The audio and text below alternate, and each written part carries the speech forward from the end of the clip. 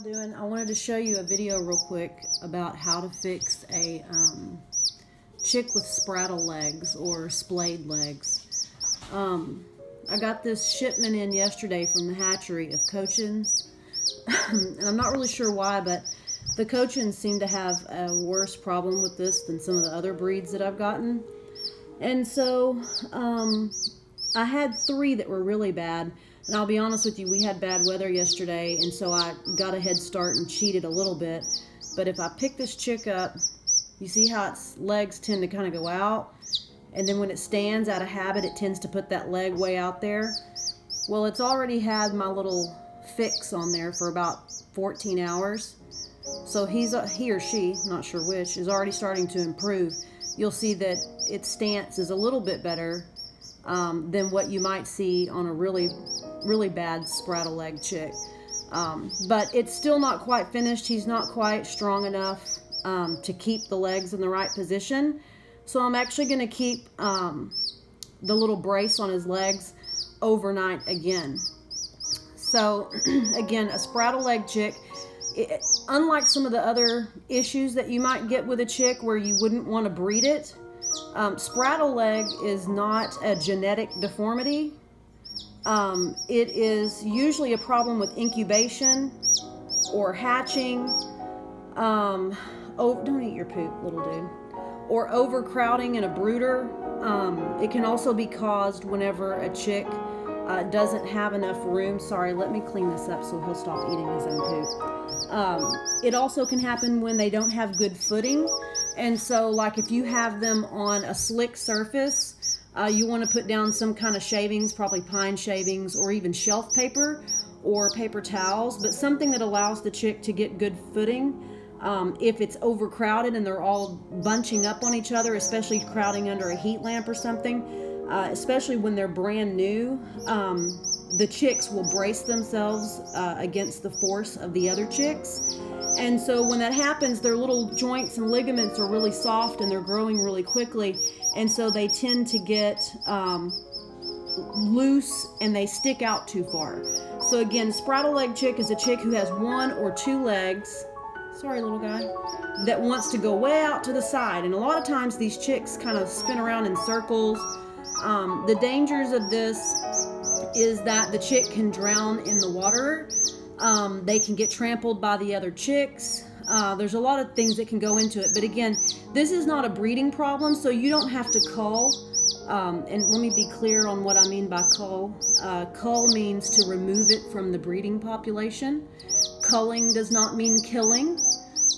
Sometimes you may have to dispatch an animal for whatever reason, like if it doesn't have a quality of life or something like that that allows it to grow into adulthood, then cull could mean kill, but technically culling means to remove an animal from the breeding population. So unlike some deformities like scissor beak, having a Spraddle Leg chick is not a genetic deformity and should not preclude it from breeding. You should not have to cull a chick for Spraddle Legs.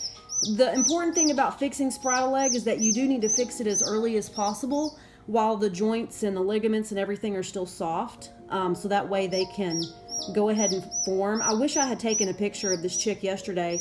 If you, hopefully you can see him. Let me see if I can center him back in the camera here. You'll see how far this leg goes out. He was like that all the time yesterday. You'll see that just after about 14 hours, he's already starting to get his leg back under him. So again, I cheated a little bit, but I had to get a head start because I didn't want to wait until today when the weather cleared up to make the video. All right, so some of the things I use, you'll see I have my handy caponizing kit, and no body parts are going to be removed in the making of this video, but I did take out the calipers because I don't have very long fingernails and sometimes I can't grab it.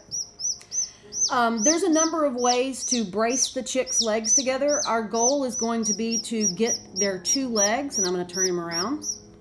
Our goal is going to be to get his 2 legs underneath him and then secure them together somehow, right? There's various ways, so that the chick cannot put its leg way out and allow the bones, the joints, the ligaments to learn to grow that way. We don't want them to learn to grow here. We want them to learn to grow under the chick. My finger's probably in the way. So we want this We don't want this. Sometimes the chick is only mildly spraddle-legged. Sometimes it's only spraddle or splayed leg on one side. Sometimes it's both sides, which is the worst. And I have one of those right now that I'll make another video because he also had crooked toes. And so I had to make him a little chick sandal to fix his toes. I'll make another video on that. But this one only had one, and it was, I would call it moderate to severe. It was way out there, and you'll see he's already out of habit putting it out there, but even just having it on for a few hours, he's already starting to get it under him better. Like if I give him a little bump here. Come on, little guy.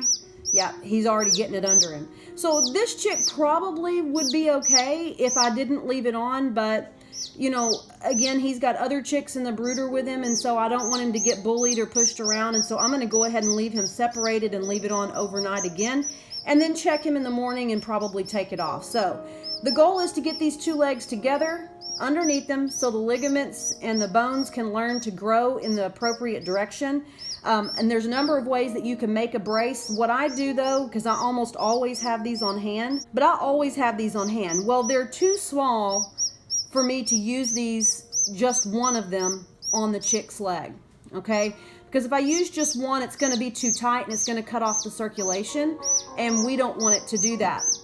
And so what I do is I take the rubber bands, and you can make them match, or you can do different colors or whatever floats your boat. And we're gonna tie these two rubber bands together.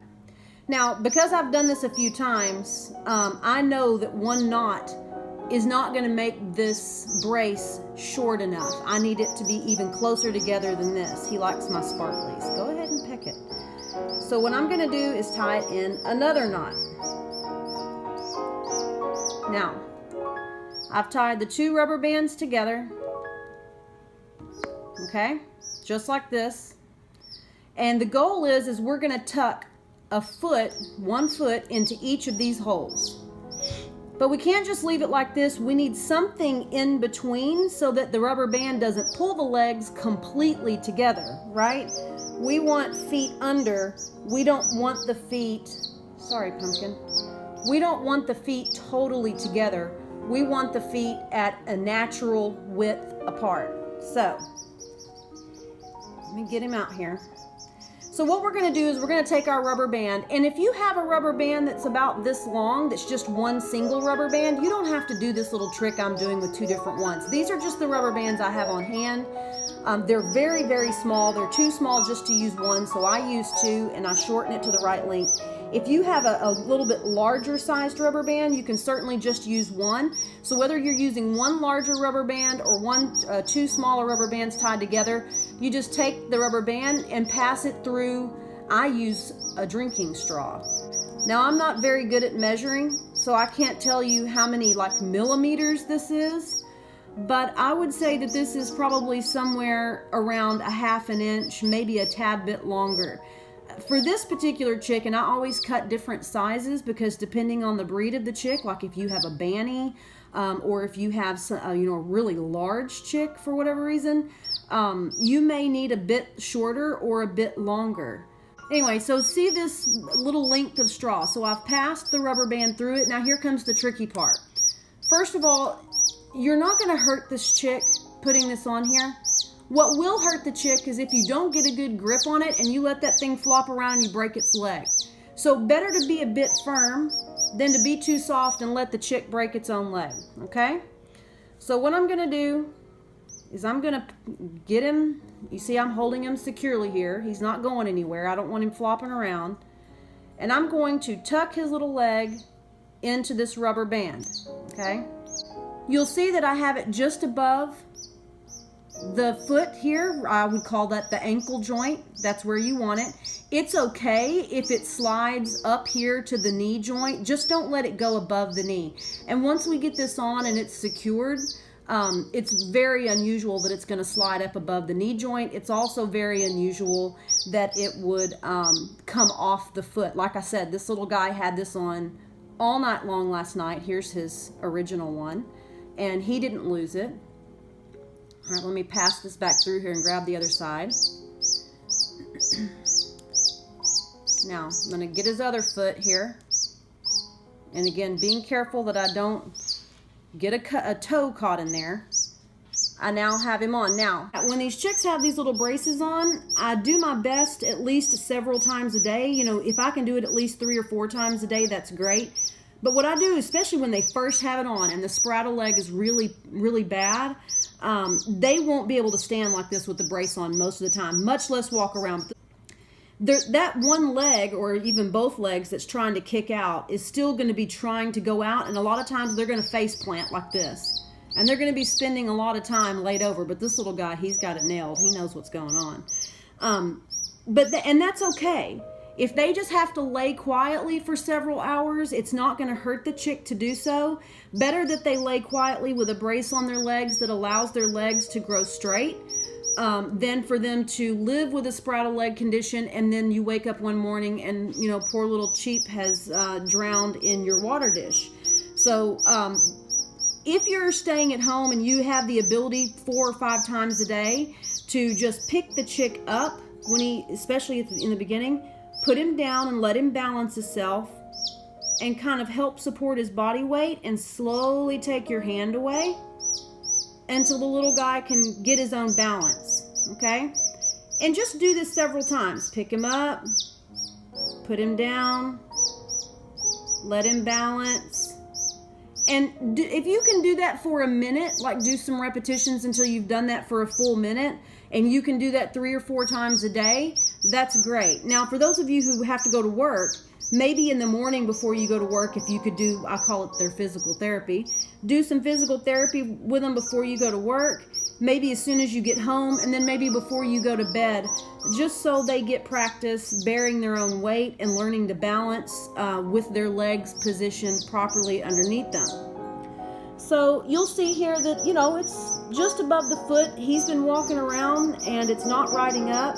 Don't think that you've done it wrong. See how he can walk? Don't think you've done it wrong if your chick, you put him on here and the chick can't go anywhere and just face plants. That's normal. The more physical therapy, as I call it, that you can do with them, the better, or faster, I should say, that chick is going to get himself straightened out. Usually this only takes about 24 hours, believe it or not. That's how fast these chicks grow. That's how fast and easily they, I'll say, regenerate or recuperate. The other thing that I would make sure that you know is that I would not personally put a water dish in with these chicks. Number one, make sure they're separated from the rest of the chicks in the brooder, okay? Because the rest of them will run them down, they'll lay on them, they'll peck them, they'll bully them. It's their nature. They're establishing a pecking order. But I would not leave a water dish in with these little guys unless it is an extremely shallow water dish that they can easily flop themselves out of. I'm talking about like one of those teeny tiny quail waterers. Or if you have some sort of an extremely shallow dish that you could perhaps put some pebbles or rocks in. That way, if the chick does happen to face plant into it, he or she can look, you know, to one side or the other and get their face out of the water until mommy or daddy gets home to rescue them from their certain watery death. I'm really worried about them drowning in the water. Now, if you hatch your own chicks and one of your own chicks comes out like this, as you know, when they're hatching from the egg, they do absorb the yolk. And so they can go up to 3 days without food or water. So those of you who hatch your own eggs, if you have a chick that pips and comes out with spraddle leg, immediately correct it as soon as the chick is dry. And that way, you know, you don't have to put food or water in it or with it for 3 days at least. And it certainly should not take that long for a chick to get it corrected when you're starting that early. But those of you that order from a hatchery like I did with these cochins, they've probably already been 2 or 3 days without food or water during shipping and transit. And so I don't want to deny them completely. So when I do their physical therapy, I just make sure they all get plenty of drinks of water and plenty of food to eat. So that's how you fix a spraddle leg chick. And he's starting to shiver because it's like 76 out here. So I'm going to put him back under his heat lamp. I hope y'all enjoyed the video. Thank you.